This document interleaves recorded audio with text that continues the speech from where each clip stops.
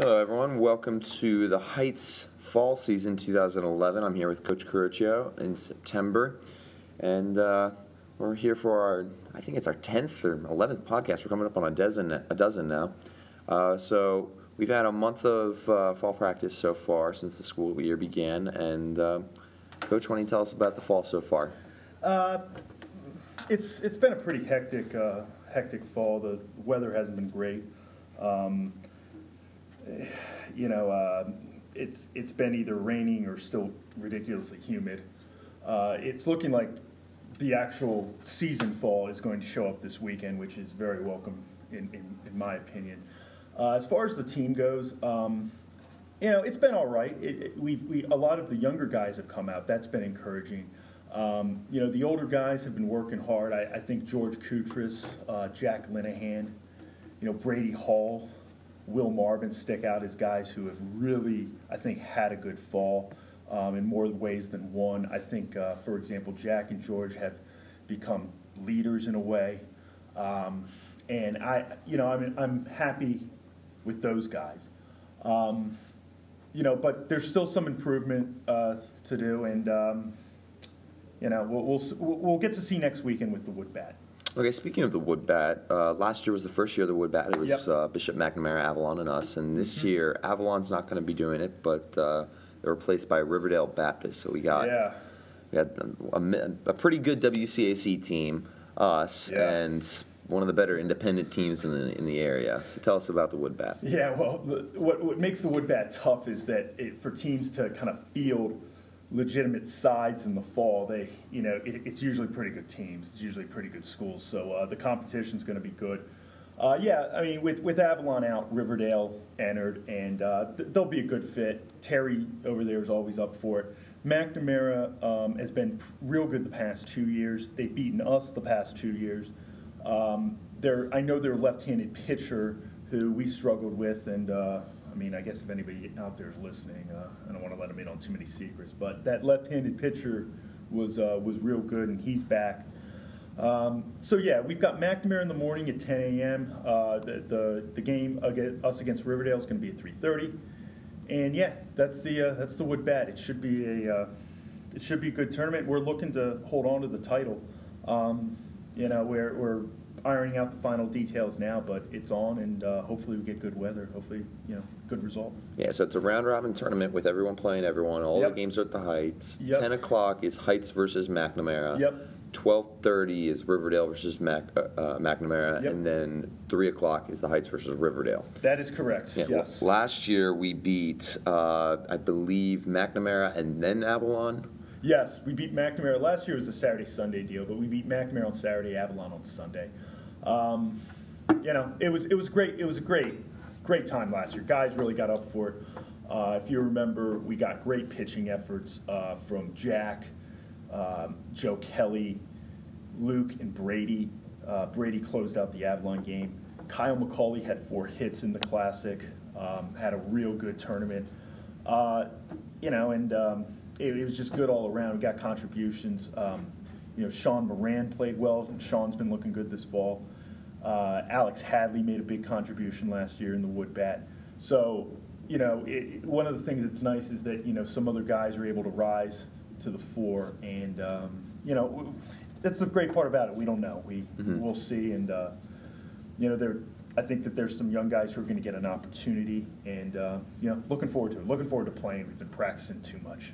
And there's some fall rules, such as I believe there's a 12-person lineup, and there's a 4-inning limit on. Yeah, the main idea is you want to have some competition. You want to basically play for a trophy, but it doesn't count in the standings, and people are going to use their roster because it's the fall, and you're getting guys in, and you're trying different things out. So that's, I don't know if that's an official term, fall rules. I know you have winter rules at a golf course, but I guess that's what you can call it there. Got to bat 12, no pitcher throws more than 4 innings, use wood bats, otherwise it's baseball, and still 3 strikes and 3 outs. Yes, still 3 strikes and 3 outs, yes. Okay, yes. so then after that we got a little bit of break in the schedule with we have practices still. So, but then we start up again with the gray-white, and that's kind of the culmination of the fall. Yeah, the gray-white, still a few of the details are being ironed out, but the gray-white will be the culmination of the fall.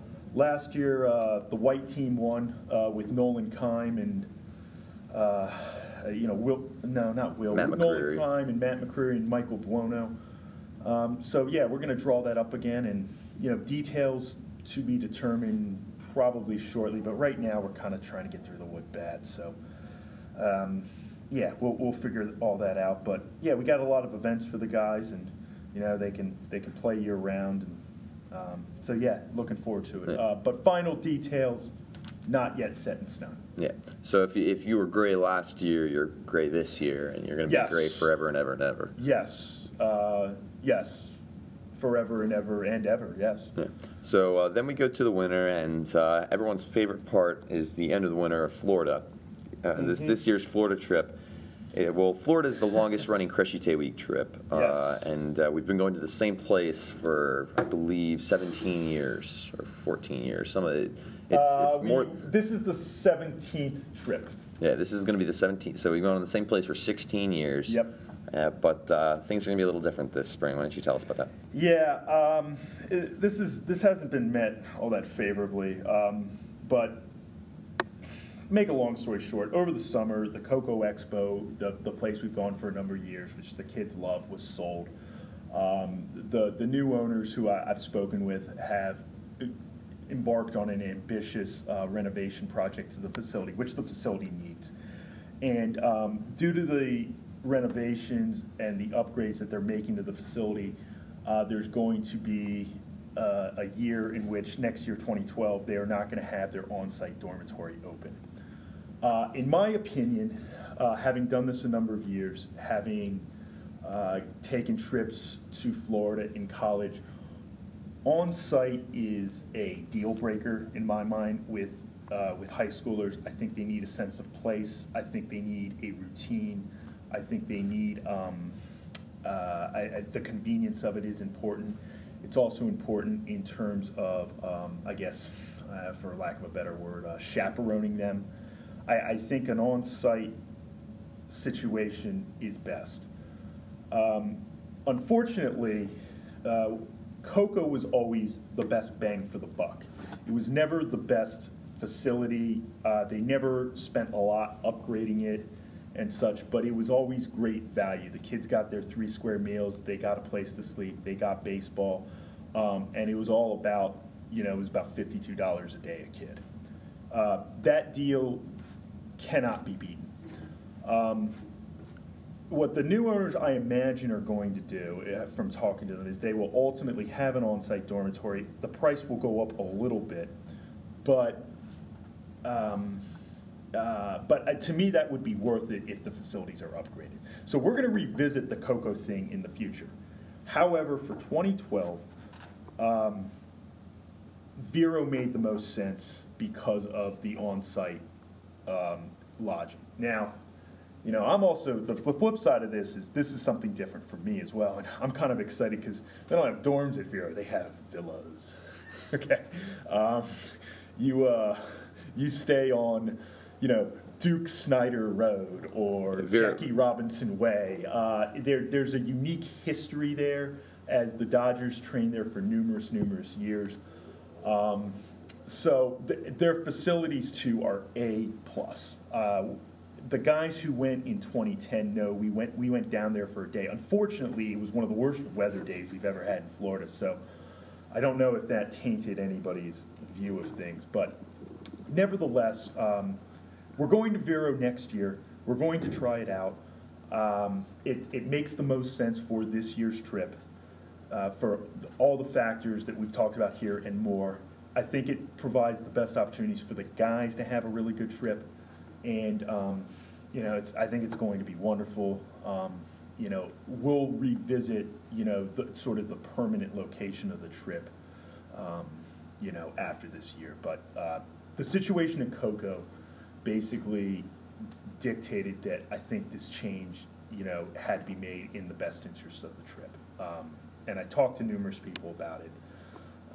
the kids are disappointed. I've talked to a number of them about it. They're disappointed.